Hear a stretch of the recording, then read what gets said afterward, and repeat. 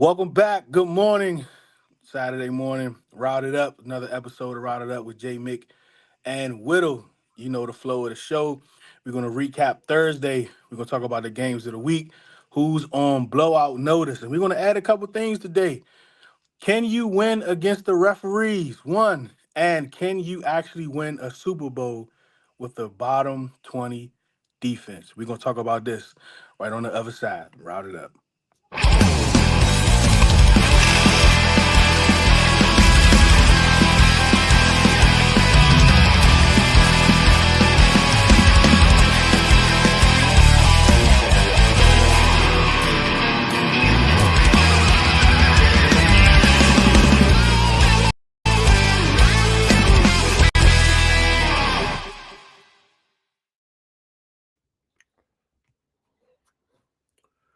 What's going on? What's going on? It's another episode of Rotted Up. And we're gonna start this week. Well, before we start the agenda, and Whittle, and how you doing today, man?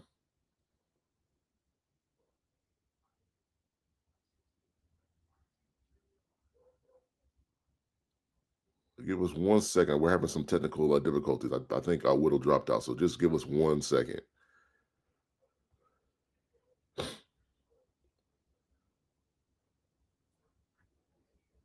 To just to try to see if we can get Whittle back.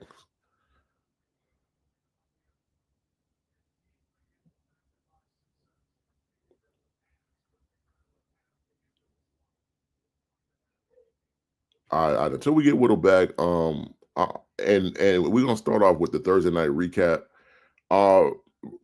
Bengals at Ravens. It was an exciting game in the second half. What I took away from this game is, and I think it's it's the age-old saying that good teams find ways to win and bad teams find ways to lose. The prime example is of this game because the Bengals they were playing well in the first half. Defense was playing pretty good first half. Second half, they were up 21-7. And a lot of analysts and just regular people. You talk to people about the game, said that Chase Brown fumble changed that whole game. And like once he fumbled and they scored, the Bengals could just not they couldn't stop the Ravens. And this is the kind of league where I don't think you need a top 10 defense, but the problem is when your defense is so bad that you're giving up plays that you shouldn't give up, like the Levi. I think his name was like Levi Wallace or whatever. That sideline play should never happen. The first missed tackle, cool. But the linebacker and the safety gave up on the play because they thought the corner was going to make the play. But you always got to be the backup for your, for your guy making an initial tackle because people miss tackles. And then after that, the Bengals couldn't stop them. The Ravens secondary is not good either. So they, Jamar Chase was having a night, and I think he caught 3 touchdowns and over 200 yards. He was pretty much doing what he wanted to do. And so my takeaway from the game is even if the Bengals make the playoffs, I don't know what the fans expect because that defense can't stop a nosebleed. And then for the Ravens, they secondary can't stop nobody either. So I don't. My takeaway is neither of these teams is going to make it to the Super Bowl, or even if they make it there, they're not going to win because at some point you're going to come up against a team with a good defense and a good offense, and you're just not. At some point you got to stop somebody, and both these teams have proven that they just really can't do that.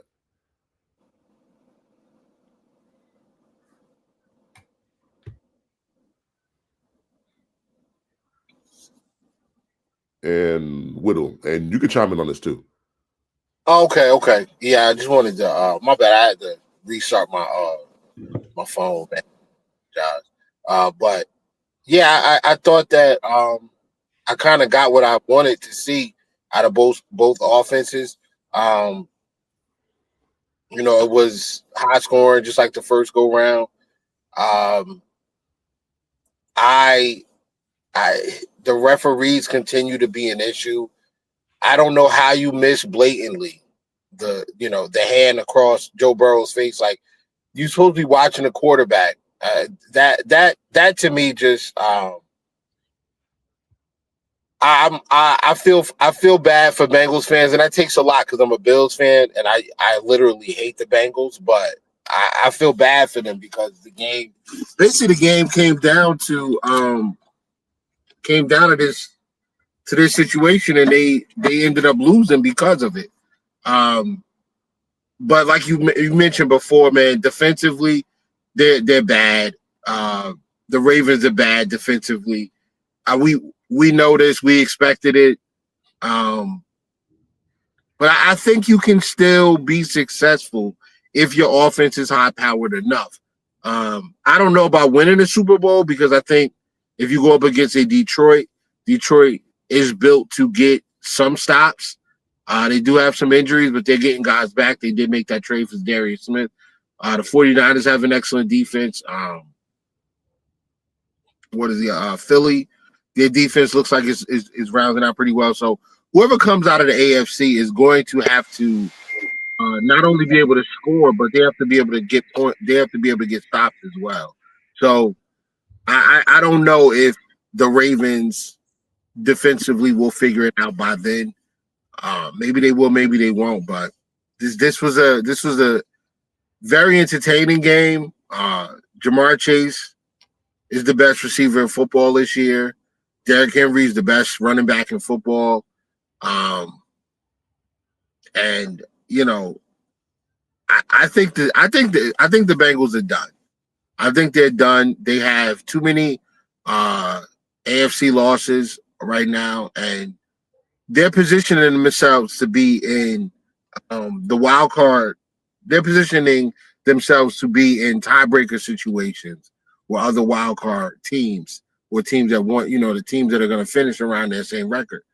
They have too many losses in the division. I think ultimately it's going to do them in, even if they go on a run. So, tough loss.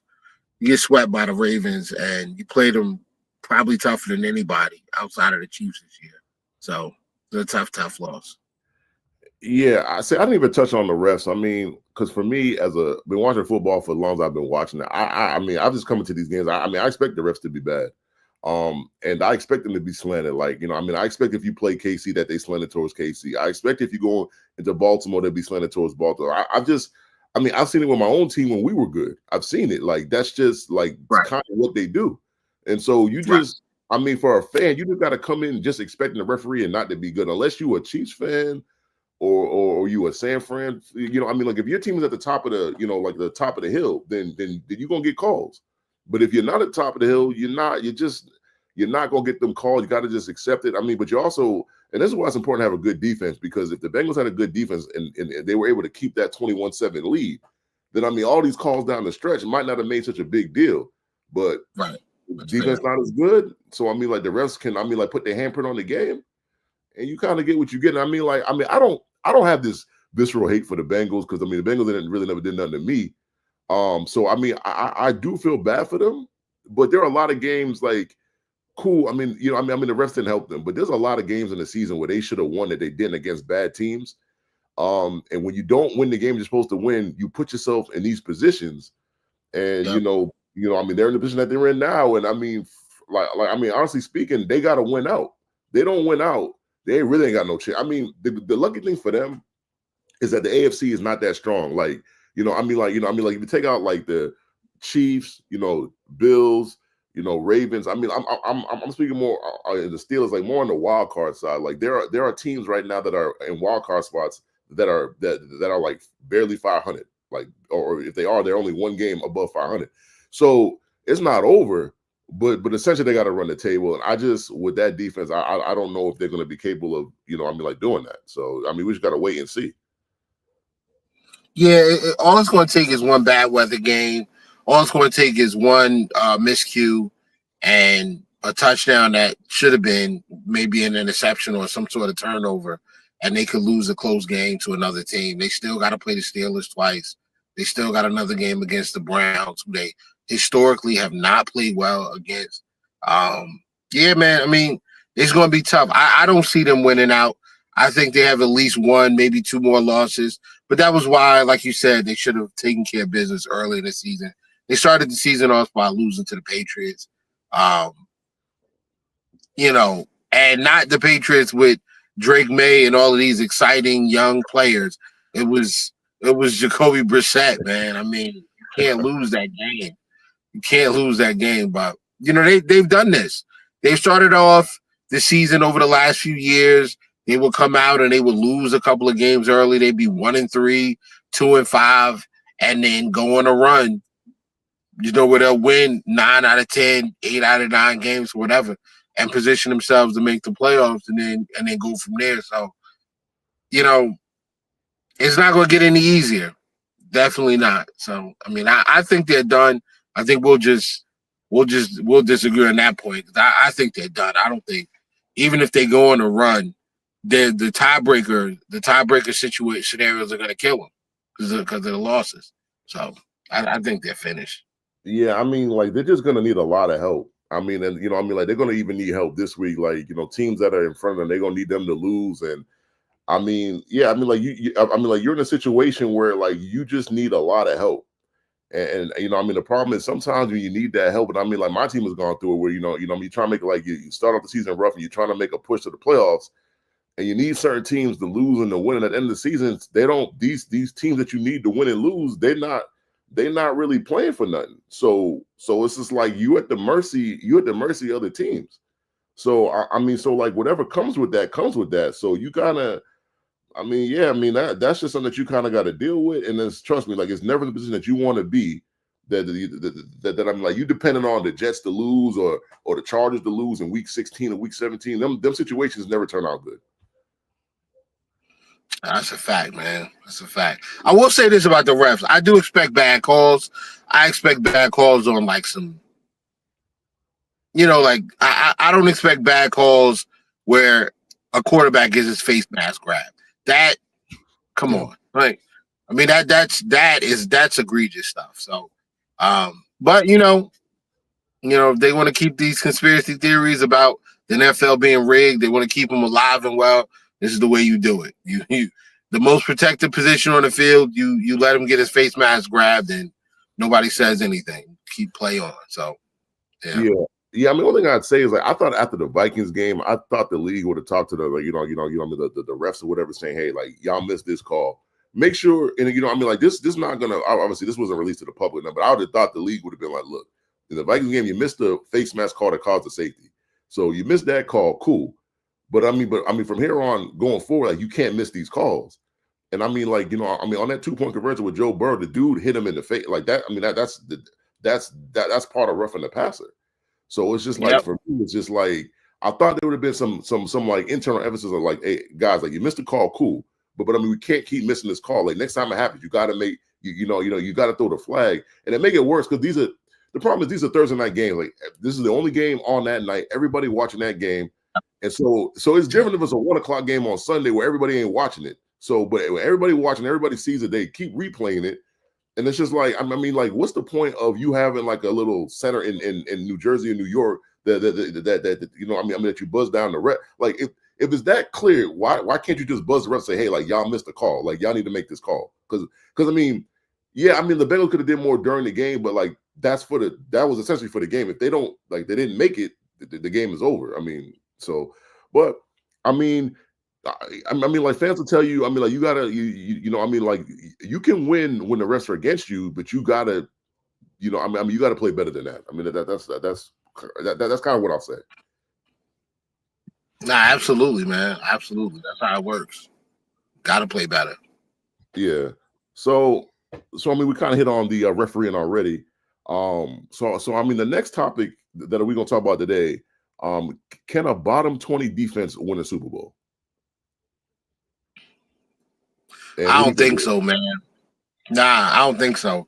I just think that whoever they go against is going to have a good defense. And ultimately, when you have a good defense, you're going to get stops. Like it's just part of the game.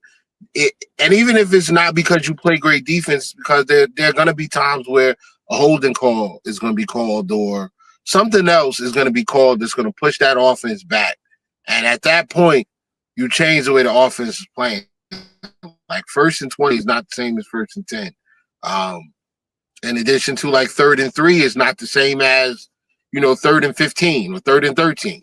You know, you limit your playbook. You limit what you're able to do. It makes the job of the defense a little bit easier in those situations, scenarios. But if you have a bad defense, 3rd and 3 could be 3rd and 13. It could be 3rd and 23, and you still gonna give it up because your defense stinks and the other team's offense is good. And you're not getting to the Super Bowl if you don't play complimentary football. So I just can't see it. I can't see it. Like if the Ravens really want to get to if the Ravens want to come out of the AFC, they got to figure out how to shore up that back end. And they just lost Hamilton. He was in a boot.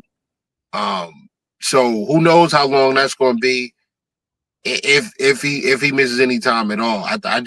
They got to get it together. Yeah, I mean, so if we talking win the Super Bowl, I'll say no. Can you get there? I think you can get there. I mean, you can definitely get there. It just depends on like the makeup of the conference. You know, I mean, so like, I mean, like in a particular year where like, I mean, like, you know, I mean, let's say like the conference is all juggled up, and you know, I mean, it's not a lot of clarity. Like, there's not one dominant team. Then you might be able to get there, but the problem is you're going to face the team on the other side with us from the AFC to the NFC. That's going to be the best team, or assumingly the best team coming from that conference. And it's just not going to work. And I mean, you know, I mean, you go look at the last 10 Super Bowls. Most of the time, the team with the better defense, most of the time, win the Super Bowl. Like that's just the way it goes. Because I mean, like you know, I'm like a prime example was like the Bengals and the Rams. I mean, the Bengals in that run, their defense had played really well. But to me, the Rams' defense was better than theirs. And I mean, like, you know, and the problem with that example I'm giving you is that you have a guy like Stafford and you have Joe Burrow. So at that time, Stafford and Joe Burrow is, you know, that was we talking 3-4 years ago. They essentially on the same level at that point. I mean, now I think Joe Burrow was better, but at that point they were kind of on the same wavelength. And so that's the thing is like when you don't have, and I'm not saying you got to have the number 1 or number 2 defense, but you got to be somewhere in that 10 to 15. If you in that 10 to 15, cool. I mean, like. You know, I mean, like it is. I mean, different schemes and styles of defense. I mean, like you can be you know, I mean, a bend but don't break defense. I mean, you can give up a lot of yards, but you don't give up a lot of points. That'll work for you. But I mean, but if your defense is just ass, like if you're giving up chunk plays in the run and the pass game, I just don't think it's possible. Like I mean, unless you got the best offense in the history of football, I mean that's the only way that you might be able to win the Super Bowl. But I mean, like we've seen teams with the best offense in football for that particular year or the last 5-10 years, and they get the Super Bowl and they don't win. So I mean, you gotta, you know, I mean, this is a game where it's you have 53 guys on the roster, 46 active on game day. So I mean, like you need, you need offense, defense, and I mean special teams. And if you don't have all three, chances are, and you're not gonna win. Yeah. I can't disagree with that. I don't even know if you can actually get to the Super Bowl without a good defense, because I think when you get to the playoffs, the higher obviously the higher you get, the tougher the opponent is. But like if we look at the last few conference championships, like they're all close games. Then you're not seeing 35, 37 walk-off field goal. No, they're like 21-17. 27-20. They're really tight one-score games where the defense is kind of carrying stuff, and guys just make a couple plays and you end up winning the game. You end up prevailing. But I don't know, man. I don't like the current makeup of the. I don't think it's possible the way the game is played right now to be a bad defense and get to the Super Bowl. I just think parity's too good, and these defenses are too fast, too good, too aggressive, and too skilled. I don't see it. You talking about a team would have to be basically unconscious offensively for 2 games. That's tough. Week to week, different opponents. That's tough. Yeah, I mean, because I'll even go even further. I mean, like if you look at the landscape of the league right now, I mean, look at the teams at the top. So I mean, you got in the AFC, you got the Chiefs at the top. Chiefs got top 5 defense, and you go to the 2 seed, the Bills. I mean, like the Bills don't have a top 3 defense, but it's like what is it, like top 10 ish? somewhere in there. Yeah. So those are the top two teams in that conference, and then you go to the other side, and you're looking at teams like the Lions. I mean, like, you know, Aiden is gone, but the Lions' defense is still much better than it was last year. So you got them. I mean, they made the trade too. Yeah, so they made that trade. You got the Vikings. The Vikings defense is good. The Commanders. I mean, surprisingly, everybody thought the Commanders defense was going to be bad. Their defense actually isn't as bad as people thought it was going to be. They've actually played a lot better. And so it's like, you know, I mean, teams like that. You know, I mean, the Cardinals are leading their division in the West. I mean, like, their defense isn't like, you know, killers or nothing. But I mean, but they, you know, in close games, they've been winning them close games, and that's what you need from your defense. So I just don't like. Yeah, like, it's kind of what you said. I mean, parity in the league is just, you know, teams are too close to each other. You know, I mean, like, it's not like, and you know, like in the early 2000s when you had like the Colts and the Patriots, and you know teams like that were just so much better than everybody else. Like, you just don't have that. And so when you don't have teams that are that much better than everybody else, I mean, you got to have a good defense. So I mean, that's just kind of the way it goes. Yep. So next, we gonna go to the game of the week. So and you can start that off, Whittle. I think we just saw it, man. Like, that was it. For me, that was the game of the week. You know, I'm looking up and down. I'm looking at the schedule. I don't really see a more important game that's going to be played.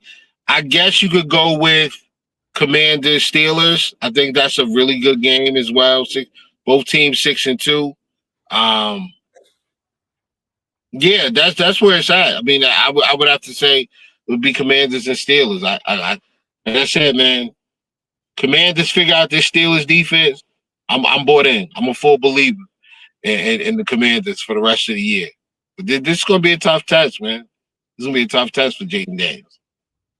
Yeah, so for me, I had two games. So I had this game, and I also picked out the Lions at the Texans, right? So for me, it's a big game because, I mean, the Lions is rolling. I mean, the Lions just beat the Packers. So I mean, like, the Lions got full control of that the NFC North right now. They got full control of that.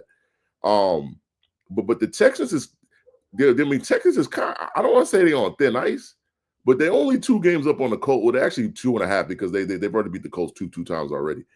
But it can get kind of sticky though, and I'm not saying the Colts going to beat the Bills this week, but I think the Texans got to take advantage of when the Colts got to have these tough games, like games against the Bills, where people think the Colts going to lose, and you got to kind of win this game to I mean, like, you know, I mean, like, to create more distance from yourself, because it's going to get to a point when, you know, I mean, like, you know, I mean, going down the stretch, you're going to have harder games, and you want a little bit of room from the Colts because, I mean, let's just face it, I mean, that division, I mean, Titans ain't good. And the Jaguars, I don't know what's going on with the Jaguars. I don't know what's going on with that team. The team should be better than what they are. They should be better than 2-7, but you know, I mean, but they're not. They need a new coach. Yeah, so it's just like, so in that situation, for me, it's a big game for the Texans and the Lions. I mean, I picked the Lions to go to the Super Bowl, so I ain't really too surprised what the Lions is doing. So they don't really surprise me, but I mean, the Texans kind of got to, you know, I mean, like, they got to start ramping up because you're getting into the second half of the season. Like, they got to, you know, I think Nico's supposed to come back. So you got that. So, I mean, CJ should look a little bit better. I mean, you know, I mean, like, the run game good. I mean, the defense, it can be good one week, and I mean, like, I'm not so good the next. So, I mean, they kind of got to shore that up. I mean, so for me, it's a big game for the Texans. I mean, like, they got to kind of show that they belong in terms of, like, people want to put them as one of the better teams in the league. But if you look at their wins, they really, I mean, they don't really. I guess their best win is what is against the Bills. I guess that's their best win. Because other than that, I would think so. Yeah. It's not a lot of strong, you know, teams that they beat over 500 that you could point to.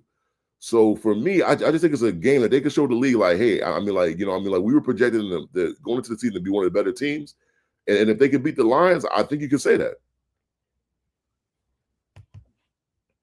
Yeah, man. I just don't think that's going to be a good game for them. I think that the Texans have way too many issues on their offensive line. They have way too many issues.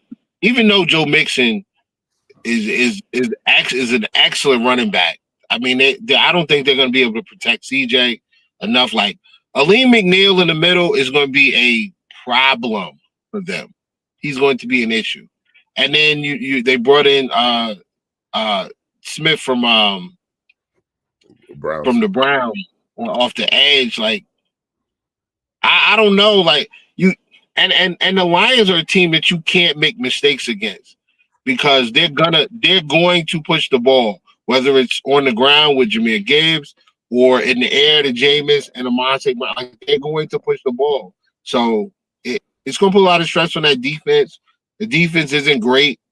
It's solid. I don't know, man. I don't know. I feel like that game could get ugly. I do.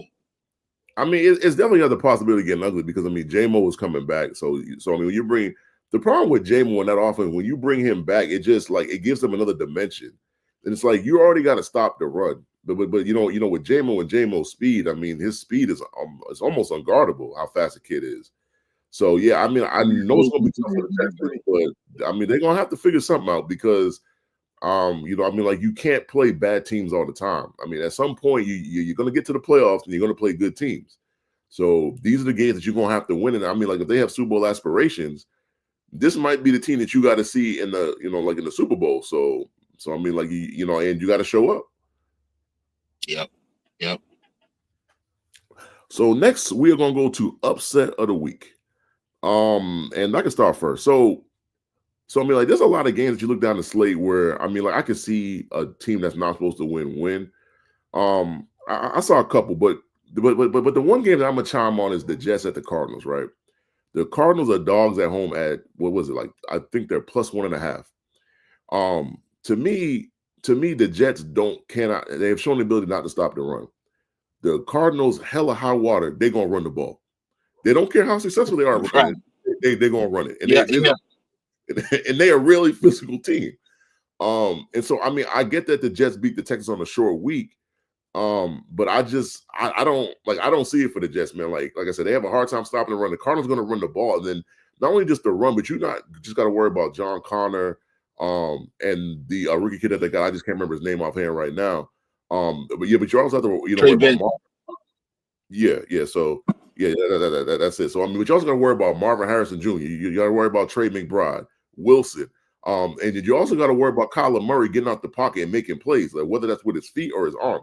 I don't like the matchup for the Jets at all.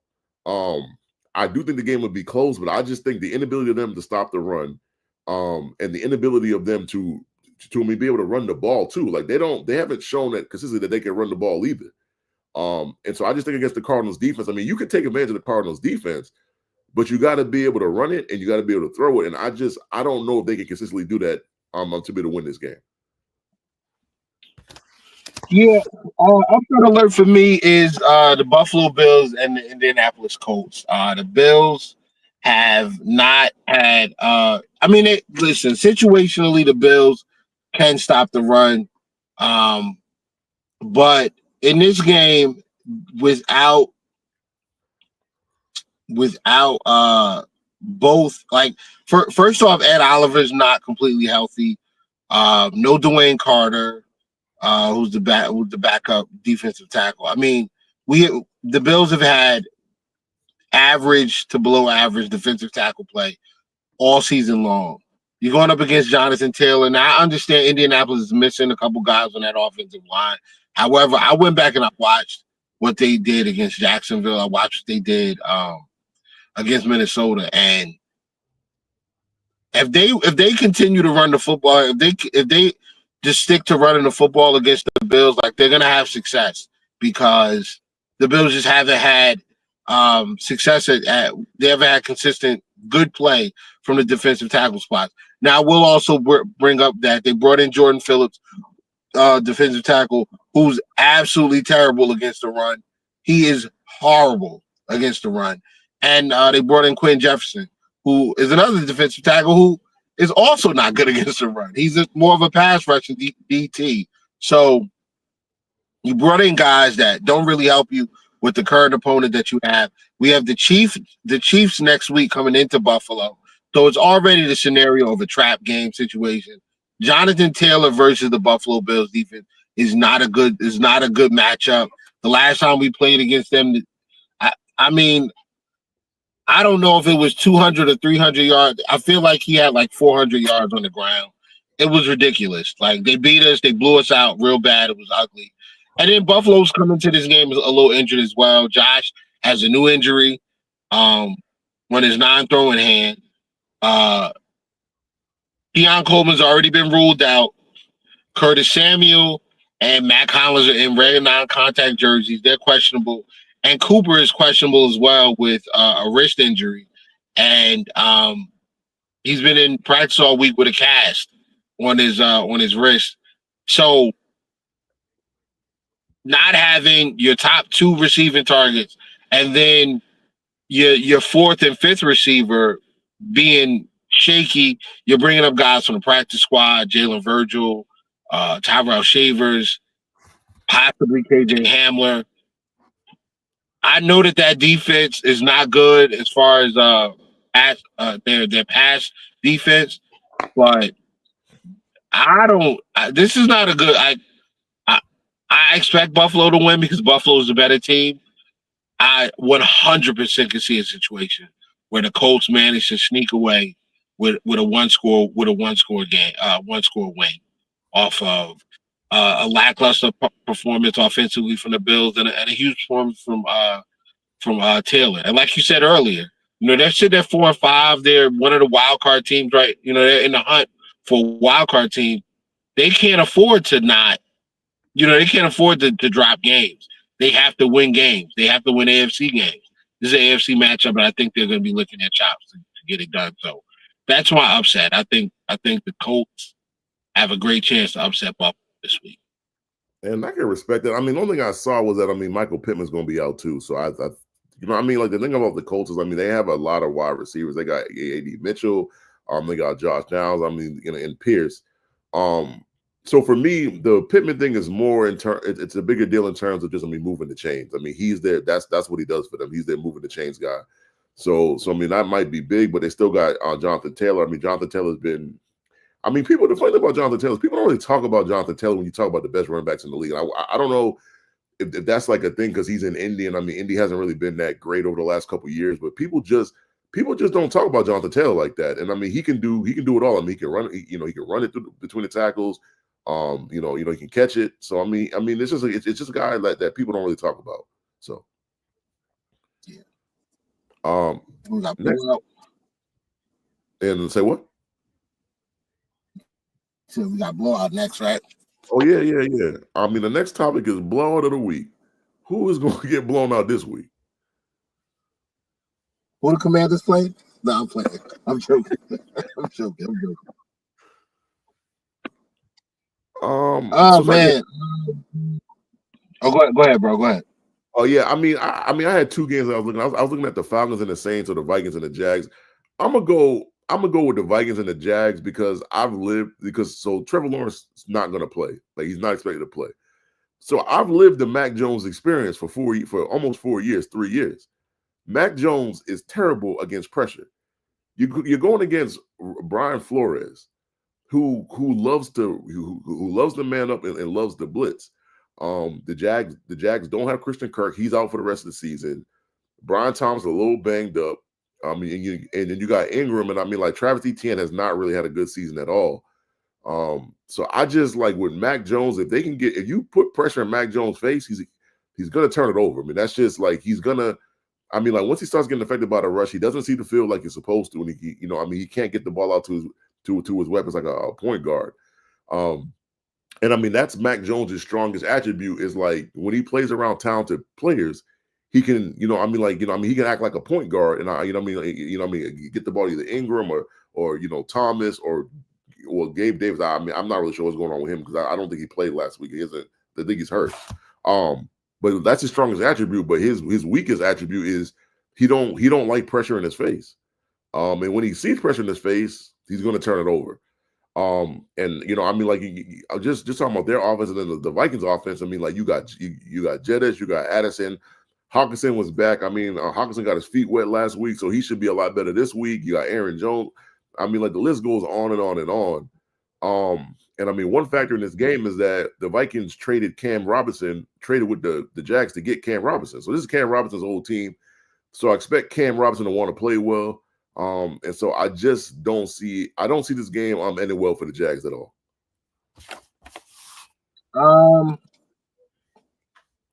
Now I actually think Houston's going to get dog walked, man. I mean, I hate to say it, but Detroit's on a mission. They're not playing around. But ultimately, I think I'm gonna go with the Chiefs. The Chiefs got the Broncos this week, right? Yep. I think they got them Yeah. in too, yeah. Yeah, I'm gonna go with the Chiefs and the Broncos.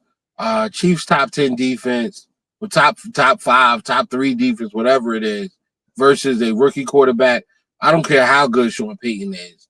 Spags is gonna put Bo Nix in the blender. They do a good enough job against the run to make it a net negative for them to continue to do it. And at some the connection with Mahomes and D-Hop, it's starting to cook up. And I think that's going to add to what they already got going on with, some of the other things, some of the other unique things they do offensively. And at some point they have to turn it on. Like, it's starting to get late in the year. They got Buffalo coming up.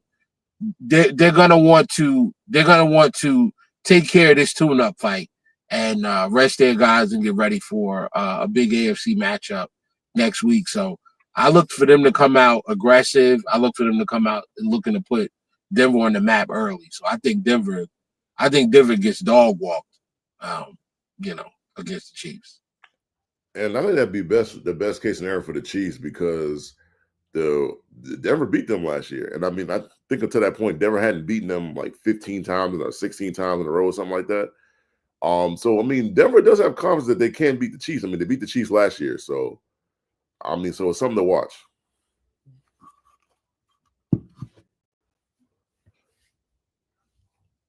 I think that's all we had on the agenda. I mean, one additional topic that we do talk about every week is MVP candidates. And so this is a constant topic that we talk about week in and week out. So I mean, obviously, the Ravens played, but everybody else hasn't played. So if I'm gonna talk MVP, and so I can't really count that game because I mean people haven't played yet. If I'm going off of the results of last Sunday, candidates are, for me, they're pretty much the same. I mean, this is not in any list or like order. I mean, the 5 guys that I'm looking at, I look at Jaden Daniels, and and I got to throw Derrick Henry in there, and you also got to throw Lamar Jackson in there, Josh Allen in there, and then the last guy that I feel like you got to throw in there is you got to throw Jared Goff in there, man. Jared Goff is kind of Lions are one of the better teams, or if not the best team in the league. I mean, like if you take the Chiefs out of it, I mean the Lions are the best team in the league. He's been hella efficient. He hasn't really been turning over the ball. I mean, like his completion percentage in each of these last 4 or 5 games over the last month has been ridiculous. So I mean, for me, Jared Goff's a dark horse, man, because if he keep playing like that and the Lions continue to win and they win and they win, and I mean they only end the season with 1 or 2 losses, man. I mean, Jared Goff might be your MVP, man. That's kind of what it might be. Yeah, well, I'm going to go with Josh Allen, man. I mean, when you look at, and I'm going to borrow a point from my bro Lee Sean. They said when you look at Jamar Chase, 11 catches, 260 yards, 3 touchdowns, and you look at a Derrick Henry who's on pace to have 2,000 yards and damn near 16 touchdowns on the ground. Those are weapons of mass destruction. And Josh Allen has never had a weapon like that. Yet and still 7-2, at the top 4, destroying the AFC East, position themselves in among the upper echelon of the not just the AFC but of the league. And this was supposed to be a down year. This was supposed to be a year where the Bills took a step back and all these different things. Not to mention 2 interceptions, 17 passing touchdowns, 3 rushing touchdowns, 1 fumble loss. Like the touchdown to turnover ratio is through the roof, and that was the biggest knock going into this season. So if they go out and win in Indianapolis on the road against Indy, like I know they're 4-5, but if they go out there and win when he doesn't have his top 2 wide receivers, that's got to say something. And you got to take into consideration when you have the player of the offensive player of the year on your team sitting in the same backfield with Lamar Jackson. Yes, it's a mutually beneficial relationship for both guys, but we got to take that into consideration when we're talking about who's the most valuable player. Because it's not just about the stats and the accolades. It's about moments and what you do in the biggest moments and where your team ends up. Right now, that's what they said it was last year. Right now, the Ravens are the 5th seed. The Bills are the 2 seed. Let's you know what I'm saying? We gotta look at that. And Jared Goff, yeah, that's my other guy. I got him up there. We'll see what happens with Jaden Daniels this week. Like if Jaden Daniels is able to get it done, with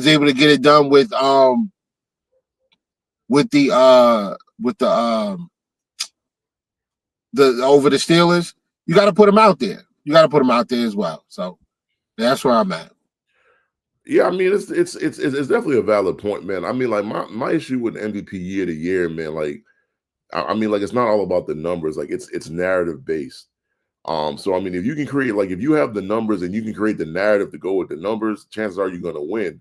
So I can't agree with you with Josh Allen, because Josh Allen does have it. I mean the narrative was the whole they're not going to be as good because Stephon Diggs is not there. They traded him away. So I mean, like Josh Allen does have a narrative, and I mean he doesn't have a bunch of super hyper talented guys. I mean he has a lot of good guys, but they're not like super talented guys. So I mean he does have that working for him. So. And then listen, got the Chiefs next week, and the 49ers after the bye. Buffalo goes 2-0 in them games. I think he coasts to it. You do have a good point, because that's kind of how so last year with Lamar, the reason why he won it was down the stretch. Like he beat the 49ers, he beat the Dolphins, and then I think he beat somebody else. I think it was the third good team that he beat. Like, and that was in the last 6-7 weeks of the season. Yeah. And so I mean before those games, the race was close. I mean I think the race was close between. I think it was the Texans. They blew the Texans out. I think. Yeah, the Texans out too. Yeah. So it's like that's the thing, is like you have a close race and you win these high profile games on, like obviously these are like prime time games. Like I mean you Bills Chiefs is it's a game every year that people let to watch. Yep. I mean Bills Bills Niners is going to be another big game. If you can not just win these games, but you can have a dominating performance, it's going to lead you to being able to win an MVP. So I mean, so you just got to see what happens. Bills Lions too, 2 weeks after the Niners. So yeah, I mean, so I mean, if Josh could go in them 3 games and really play well, and the Bills win them 3 games, I mean, that's gonna be a real possibility. But Buffalo should be getting Matt Milano back after the bye week, so that's a much reinforcement to that defense. Yeah, it's all there for him. It's all there. You just got to go out and do it. Yeah. And so I mean, that's the thing with the MVP. A lot of these years, like down the stretch, if you can, if you can perform well against good teams, then it's going to lead you to have a much better chance to win the MVP. So I mean, to me, it's wide open. I mean, people are saying this, like Lamar's award to win or lose, but it's only week 10. I mean, we have 8 more weeks of football to go. So I mean, there's a lot of football to go. And we just going to have to see. Yeah, they give Lamar this award again this year. I'm done. I'm done with it. I'm done. It's over. I mean, but the argument is say Josh don't get the MVP, but y'all win the Super Bowl. I mean, if it was me, I'd be fine. I won't care. That's the thing. I'm more pressed about the Super Bowl. Like that's why I'm sick that we have the injuries that we have right now. But ultimately, like I feel like this. Like, all right, whatever. Guys are hurt right now. We still got about 7 weeks for guys to get completely healthy, get in tune with what we got going on, and we can make a little run in the playoffs. So, Yeah, man. Let me get my receivers in a couple of weeks. Let's get them back. Um, we should be able to beat the Chiefs, even if we don't have Keon Coleman. Like, I just kind of wanted it to be Keon Coleman versus Xavier Worthy, like have that little situation. Just add to the mystique of the game. But it is what it is, man. We gotta go out there, beat the Chiefs, beat the Niners, beat the Lions, and we'll be fine after that. Yeah, I mean, it's a lot of weight. Like I said, it's only week 10, man. I mean, like there's a lot of football left. I mean, so I mean, like we are literally at the midpoint of the season. So, like I said, there's a lot of football left. I mean, there's a lot of things a lot of these players can do. And I mean, like stuff is not sewn up yet. So we just kind of got to see how the stuff is going to line up. That's all. Yes, sir. Yes, sir. Well, and that's going to do it for us. Adam, we routed up this week. Whittle, and you want to plug your show or? Yeah, man. Coast to Coast Wednesday nights on YouTube. Tap in with us, man. 9 p.m. We usually try to start on time, but we never really end on time. So pull up. We talk Buffalo Bills. We try to have guests on. We talk football and that's what we do. Yeah. I mean, for me, check us out on the Check Now every Saturday morning, 11 a.m. We talk about college football and the main matchups, and we talk about every matchup in the NFL. With me, Smitty, Pop, and Certified. That's something that we've been doing for a year. It's a good time. And we give you a few, and like picks that we like for the week. So, yeah. And until next time, man.